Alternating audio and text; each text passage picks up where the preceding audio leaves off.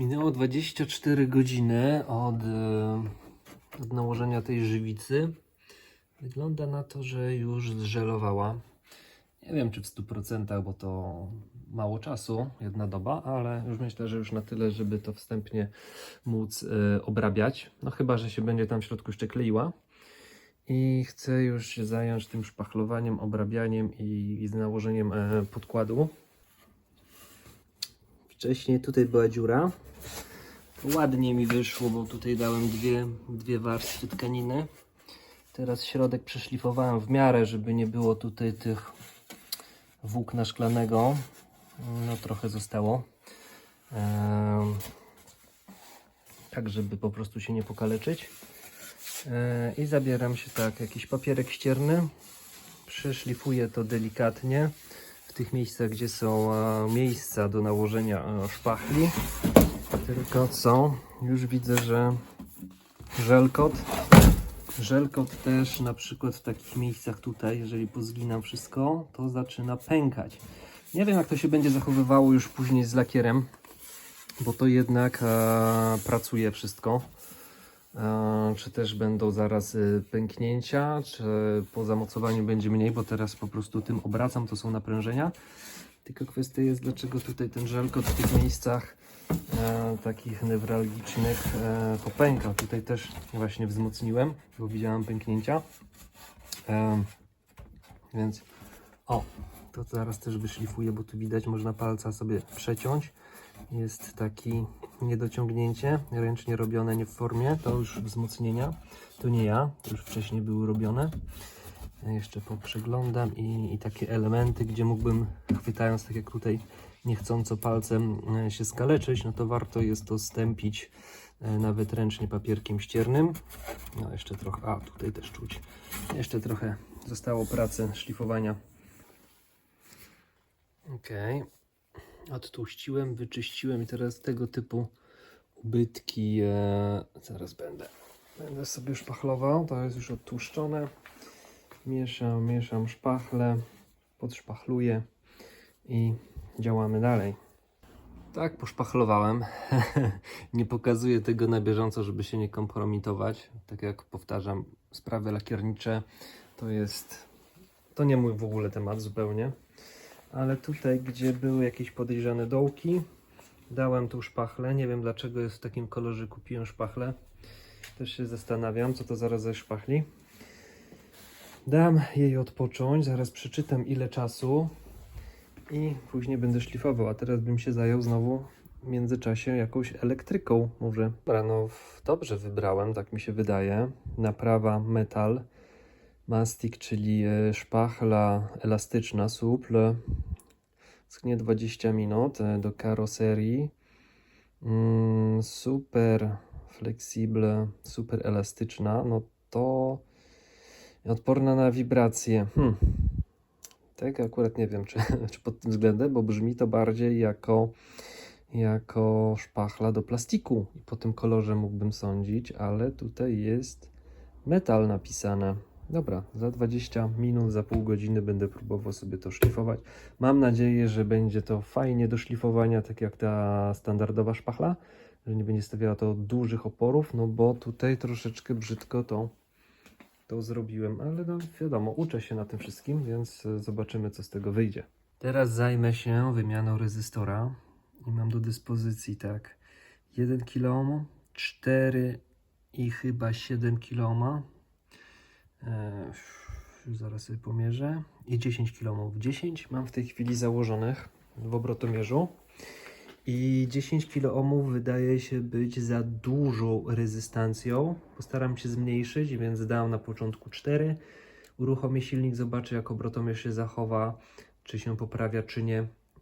Najłatwiej by to było w tym momencie, kiedy możemy uruchomić silnik, zastosować potencjometr, powiedzmy 10 kΩ i sobie regulować i obserwować, co się dzieje. Natomiast w tej chwili nie mam na wyposażeniu potencjometru, ale mam rezystory. Muszę to rozpróć, to co było.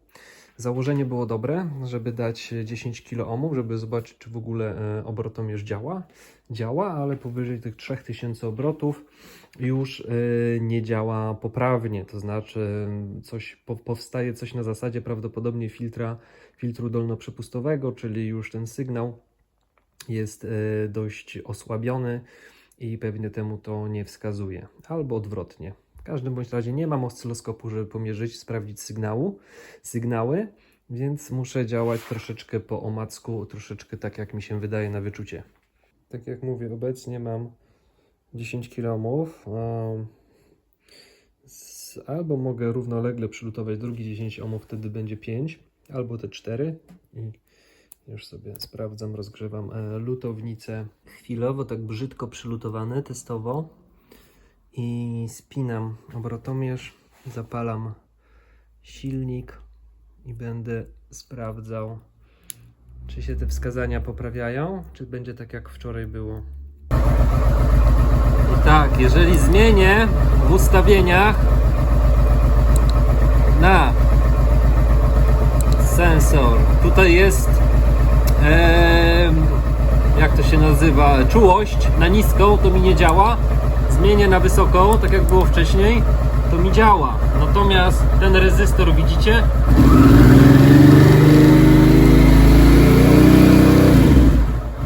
To nie działa płynnie, więc zmniejszam na 1 kΩ.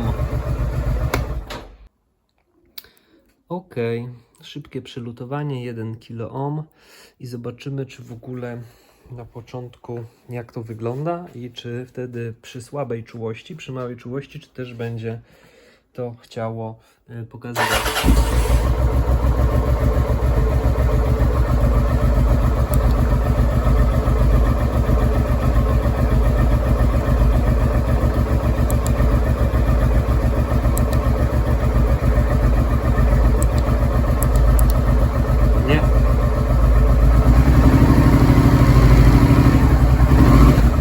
Nie pokazuje to przy niskiej czułości, ale sprawdźmy.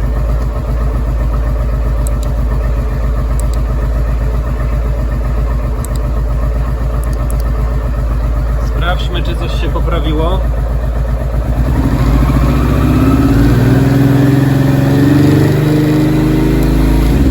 Nie. Nie ma to jak trochę zagadnień z podstaw elektroniki. Czyli już znalazłem rozwiązanie na ten problem. Muszę gdzieś podciągnąć masę i na czym to polega? Muszę zrobić tak, że przykładowo rezystor 10 kg jest tutaj, muszę go podciągnąć pod masę. Problem polega na tym, że to wszystko pływa, w sensie napięcie pływa, nie jest podciągnięte pod masę. Musi być podciągnięte pod masę przez większy rezystor o większej rezystancji i powiedzmy przez 1 kg puszczony sygnał sobie dalej. I wtedy wszystkie śmieci, wszystkie te zakłócenia się niwelują, więc modyfikuję to w ten sposób, że zostawiam tutaj rezystor 1 kΩ, a podciągający 10 kΩ. Nie będę tego liczył, bo nie mam oscyloskopu, tak jak mówię, żeby sprawdzić sygnał, ale tak, rezystor 1 kg jest bezpośrednio wpięty do sygnału z obrotomierza, natomiast 10 kΩ jest wpięty tutaj pomiędzy przyjściem sygnału a masą. Masa jest podpięta i sami zobaczcie, co się będzie działo. Widzicie teraz? Obroty zachowują się wręcz idealnie, a wystarczy, że odepniemy podciągnięty rezystor i skaczą jak głupie.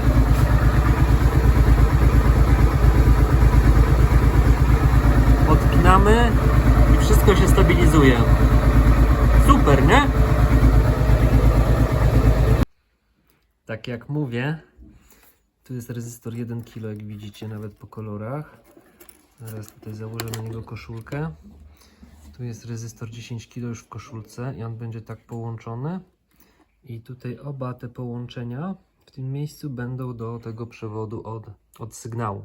I teraz czarny przewodzik będę musiał gdzieś sobie znaleźć masę, żeby to przylutować i będzie rewelacja. Co się tu zmieniło? No to doszło to. Został zrobiony mostek tutaj przylutowany do masy bezpośrednio zasilającej licznik. I powinno to dać pełną satysfakcję. Już sprawdzam, zapalam.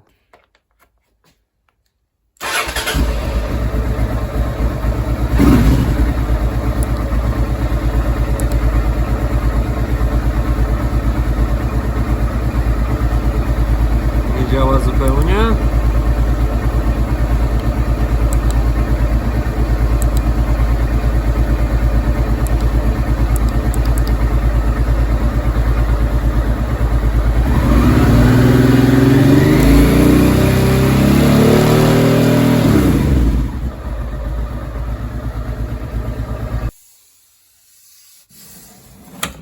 Kolejna żmudna praca, czyli szlifowanie tej szpachli. Teraz jeszcze tutaj cała strona została. Ale fajnie zaczyna się robić. Mam mało czasu, ale wstępnie myślę, że przymocowałem to tak, aby do tej podstawki koziołka owiewka nie dotykała, by móc ją teraz odtłuścić i w ten sposób zacząć malować. Oczywiście muszę zabezpieczyć tutaj folią dookoła wszystko, żeby zacząć malować. No i myślę, że strzelę podkład dzisiaj i będzie super. Ok, przesyłka czekała już dawno temu. I teraz tak, kolor. Mam tutaj kolor. Mam tutaj, co tutaj będzie? Lakier bezbarwny. Nie, tutaj jest chyba, zaraz przeczytam, bo to z niemieckiego, więc i specjalne dysze. Więc mogę zaufać, albo i nie. Będę robił pierwszy raz tymi sprayami, czyli tak, zaraz znajdę, który to jest podkład. I dzisiaj pójdzie podkład. Mam nadzieję, że jutro pójdzie kolor, papier wodny, po podkładzie papier wodny, kolor i później pójdzie lakier. Mam nadzieję, bo to już stoi tam fajnie przygotowane, odtłuszczone. Tylko teraz, który to jest podkład? Ok, świadczy to o tym, że to jest puszka napełniona. Kolor Honda, mam nadzieję, że się nie pomyliłem, że to będzie właśnie ten kolor, więc to dzisiaj mi nie jest potrzebne. I teraz tak, szukam podkładu. To? Czy to może będzie to? I to jest zestaw do malowania motocykla, ale głównie właśnie do plastików.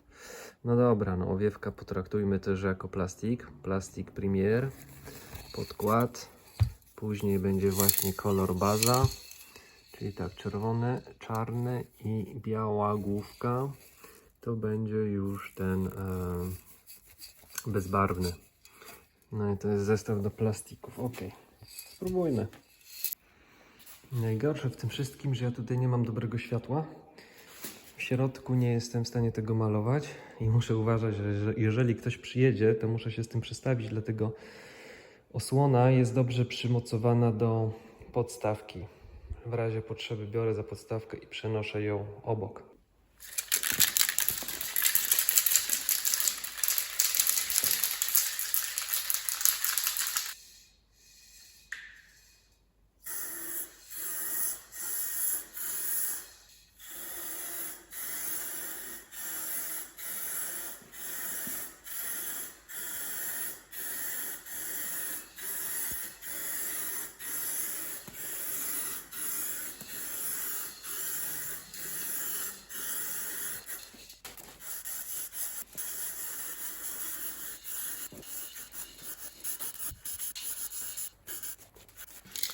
Niespodzianką dla mnie jest to, że podkład jest bezbarwny.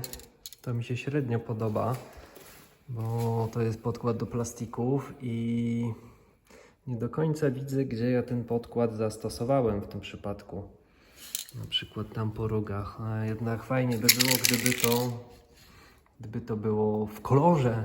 Nie wiem, dlaczego dostałem bezbarwny podkład, ale zobaczymy, jak to będzie trzymało. Mówię, lakiernikiem nie jestem, szczególnie tych od plastików. Podkład jest przezroczysty, dałem już 2 warstwy. Troszeczkę zachowuje się to tak jak lakier bezbarwny, może nie do końca, ale nabłyszczyło delikatnie. i dosłownie po tych 10-15 minutach już się nigdzie nic nie klei. Nie widzę tutaj jakichś takich dziwnych zgrubień, które trzeba by było przeszlifować. Nie wiem, może źle to robię. Dzisiaj nie mam papieru wodnego, ale z tego co mi się wydaje na plastik, to po prostu póki to jest czyste i wyschło, chyba mogę już od razu nakładać bazę.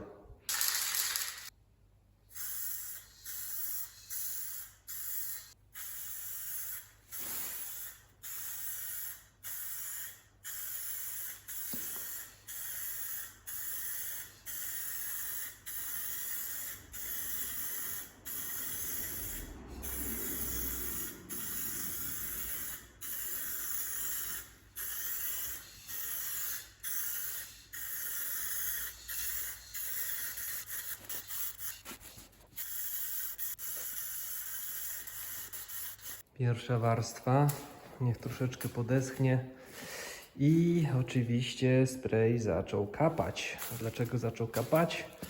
Bo ten plastik tutaj od rączki znalazł się na dyszy i zaczęło kapać. Gdy zacząłem obracać, to zaczęło kapać, ale wstępnie opanowane, poprzecierane i zobaczymy, co z tego wyjdzie. Druga warstwa. Ale tutaj jakiś babol mi zaczął wychodzić, nie wiem co się dzieje. Ogólnie już kolor ciemnieje. Widać wszystkie nierówności tego szlifowania, ale nic. To nie będzie aż tak idealnie. Ajajaj. Nie mam jeszcze wprawy w malowaniu tą puszką, z tą rączką. Już puszka, kolor tak, baza się skończyła, więc pokryło tak, można powiedzieć, 2,5 warstwy. Mam nadzieję, że tutaj nie wyjdą te dziwne takie, tam wychodzą właśnie takie zacieki, ale już na to wpływu nie mam z tej bazy. Co napsułem? Warto o tym powiedzieć. Więc tak, wczoraj nie miałem czasu. Zrobiłem bazę, 2 warstwy, 2,5 praktycznie, tego lakieru dedykowanego do motocykla, który zamówiłem. I dzisiaj chciałem przetrzeć alkoholem 90%, żeby to odtłuścić i żeby nałożyć warstwę lakieru. I gdy zacząłem przecierać, to mi się starła baza, więc a już mi się ta baza zupełnie skończyła. Więc musiałem posłużyć się, poratować innym czarnym sprayem, więc dałem jedną warstwę takiego, jaki znalazłem akurat do plastików i tutaj też jest zagwozdka, czy to się wszystko nie pogryzie, bo cały zestaw jest do plastików, a to jest przecież włókno szklane, laminat, więc zacząłem malować teraz pierwszą warstwę lakieru bezbarwnego. I zobaczę, za jakieś 20 minut położę drugą warstwę. No i nie wiem, co będzie z tym dalej, bo zobaczymy. Zobaczymy, czy ten proces przebiegł. Na pewno będzie odcień bardzo się różnił od zbiornika paliwa i od boczków, bo będzie bardziej ciemny. No trudno. Na tą chwilę się troszeczkę śpieszę, aby to miało ręce i nogi. Moje wymarzone kolory, jakie bym chciał uzyskać, to może kiedyś w przyszłości. Na tą chwilę potrzebuję mieć złożony motocykl do jazdy, więc takie przygody. Tak jak mówię, specjalistą nie jestem, warto o tym mówić. Może ktoś cenną jakąś poradę wrzuci później, jak nie popełniać tych błędów, jak się przygotować.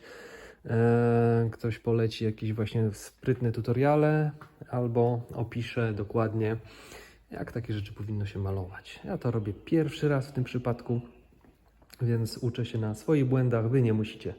Udało mi się opisać w międzyczasie moje przełączniki, wskaźniki i teraz już będzie łatwiej zrozumieć, o co tu chodzi. Mam nadzieję.